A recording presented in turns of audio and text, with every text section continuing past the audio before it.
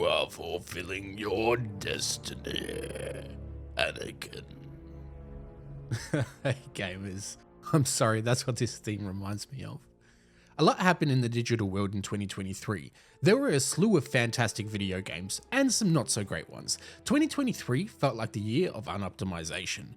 We had very strong titles to play around with, such as Baldur's Gate 3, Final Fantasy 16, the Tears of the Kingdom, that was a big one, and some pretty solid entries as well. The long-awaited Dead Island 2, the heavily controversial Starfield, Hogwarts Legacy, and even Spider-Man 2.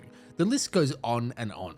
With so many fantastic titles mixed in with some very average ones, there was one game that I would have loved to make a review on, which is Star Wars Jedi Survivor. So a bit of a rewind back to October 23, I had begun my journey into video game content creation with the release of my very first video, Final Fantasy 16. I thought since I was not yet making videos when Jedi released, I would take the opportunity to change that. I recently played through Jedi Survivor on New Game Plus, and I have some thoughts and some feelings. As a general FYI, there will be spoilers in this video. First, it's time for a little housekeeping.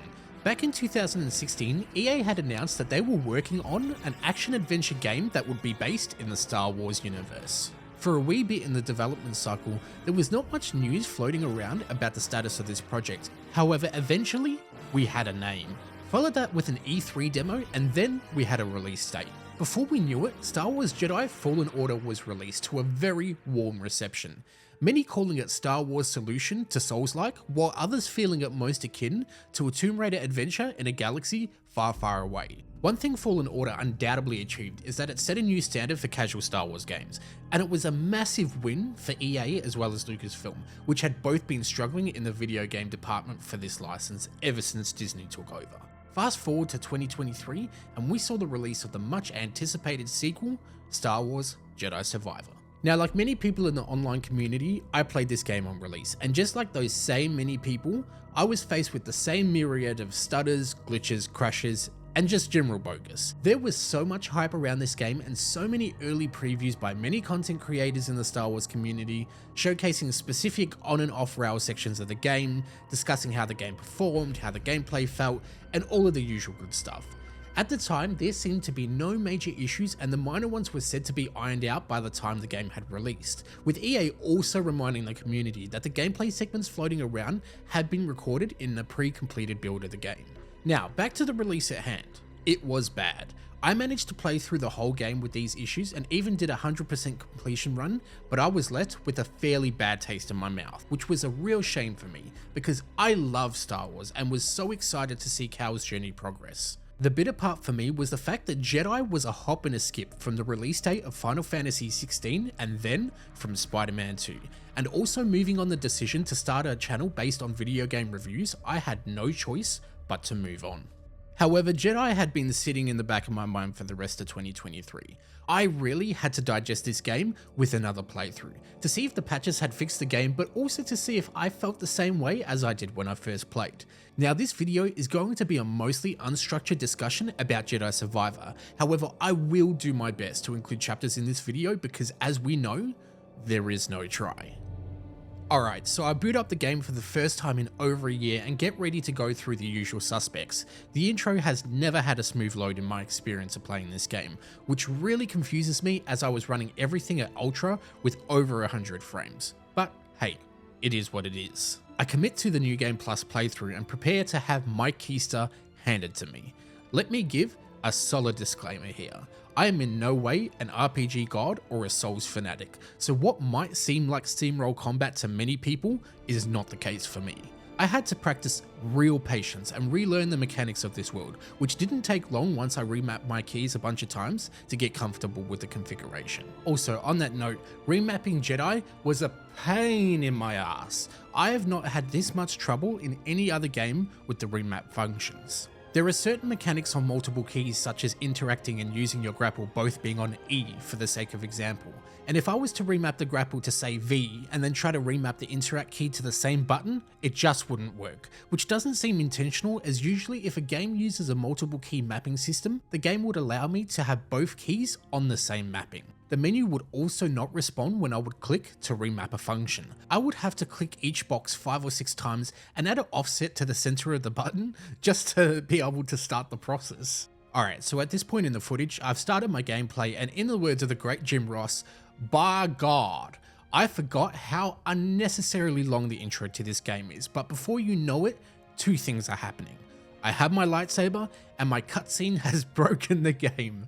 I wanted to say in record-breaking time, but with this title, I am almost certain records are being broken all the time when it comes to crashes, so into my first reload I go. It was actually smooth sailing from here on out. There were certainly bugs throughout the rest of the experience, and this wouldn't be the last time through the story that I did have to reload my game, but it was definitely a smoother journey from the center of the galaxy than I had in April last year. I guess that's how sad the quality of games has become in the last few decades, because this title still needs a lot of work, but we settle for saying it's better than it was and the best that it is. Overall, I am happy that it feels less janky. In my time away, I really did forget. Aside from the music, which by the by I think was so spectacular that it fits so much more into the Star Wars universe than anything I've heard in the TV series, I forget how well Respawn nails the feel and the themes of the Star Wars universe. Maybe Fallen Order encapsulates this just a bit better, but it is no joke here. They really did a good job to capture the motif of what is happening in this time of the galaxy. Now, Cal had a very tight-knit group of super friends in the first game, and I thought it was very fantastic that they actually feel like a mismatched ragtag group of people that work together as a dysfunctional family that Star Wars often loves to go for. In this game, that is upended quite a lot. I thought the roster of companions Cal has this time around could have a real big potential to be... oh, never mind. They're already dead. I was shocked to see that it really happens that quick. We are not even out of Tutorial Island and 90% of Cal's group is already 6 feet under. I would have really loved to see the dynamic between this particular group evolve, and I noticed that Respawn is very good at the traditional Star Wars trope of telling you about the time that they did that one thing that would have been really cool to see, which is almost likely a better story than the story that's being told. And that's not a dig at the story here. Star Wars has been using this method to tell the history of characters for a long time. If anything, it just shows that Respawn's story design team really did their homework. The game does eventually bring the core team back together, and it's so heartwarming to see everyone. But I also believe stories need to evolve, and that goes with the characters as well. I would have really loved to see what the big deal about Cal's group was, and the capacity he took on as their leader. Because quite honestly, I think Respawn undersells the ability that Kestis has when it comes to being the commander of a living unit. And it was very suspicious that aside from Cal, only one person from that unit survived, and Respawn was very smart to use the title Jedi Survivor when the term Jedi is also plural.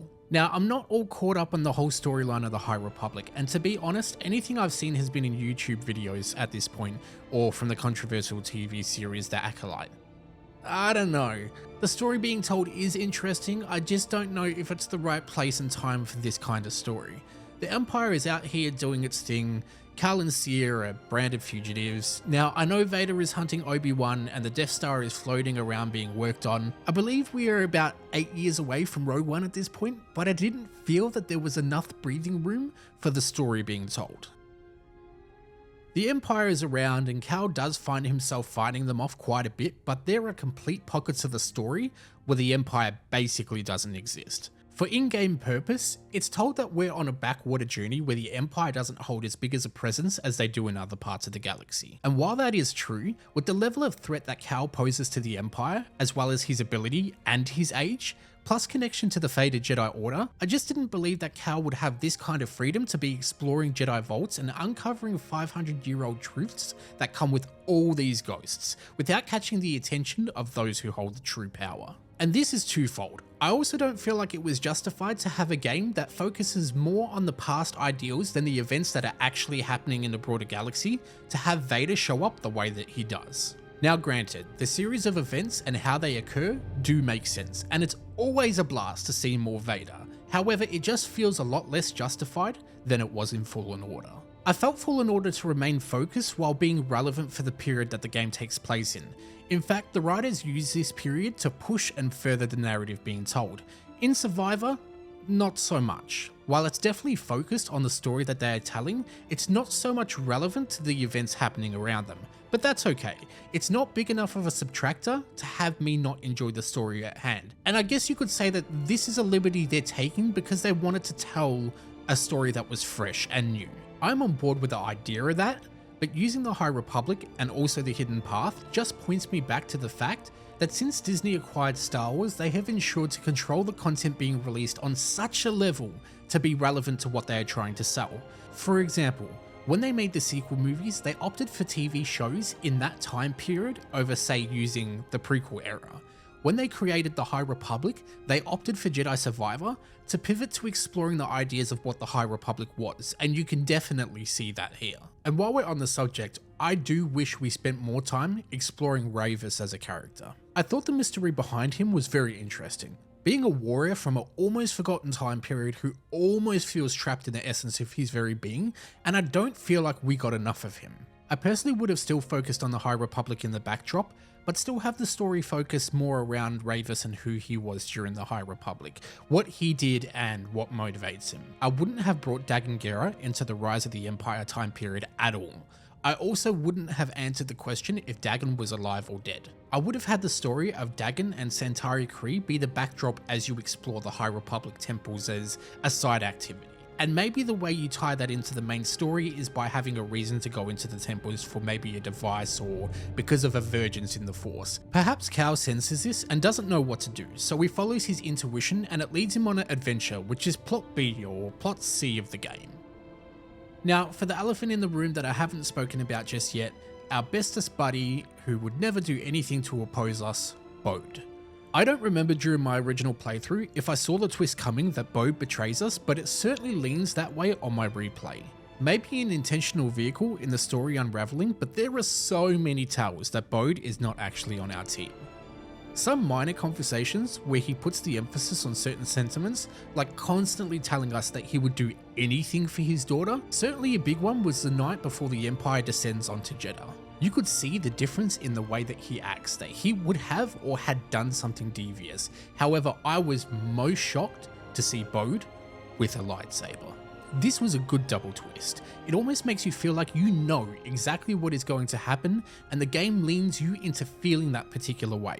And then the twist has a twist that becomes the real head spin of it all. As a player putting myself into the shoes of Kestis, I feel like as a Jedi, that was a bigger treachery than the betrayal itself. I felt more attachment to the final stretch of the story and had more investment than anything that came prior, aside from Rayvis, to be fair.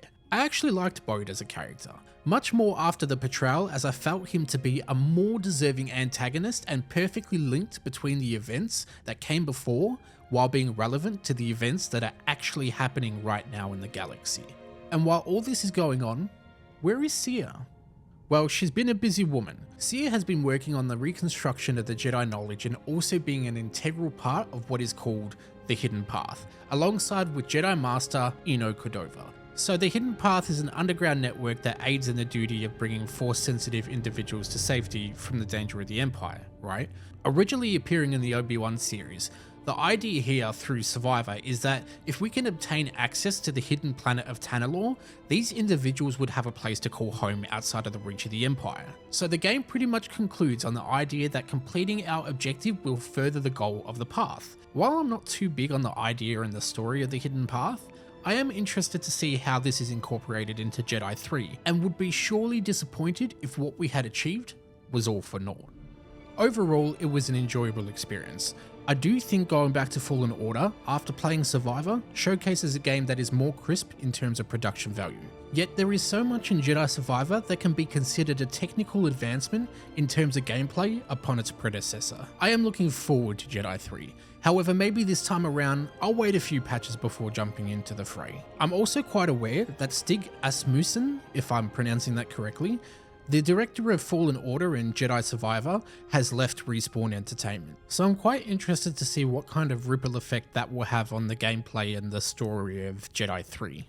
If you have played Jedi Survivor, I would love to hear your thoughts.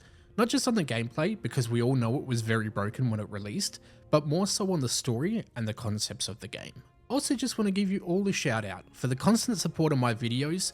You are the reason I get to do what I enjoy doing. With that said, this has been a fantastic conversation and I look forward to many more in the future. Stay safe, reach out to a friend you haven't heard from in a while and check that they're okay. See you in the next video.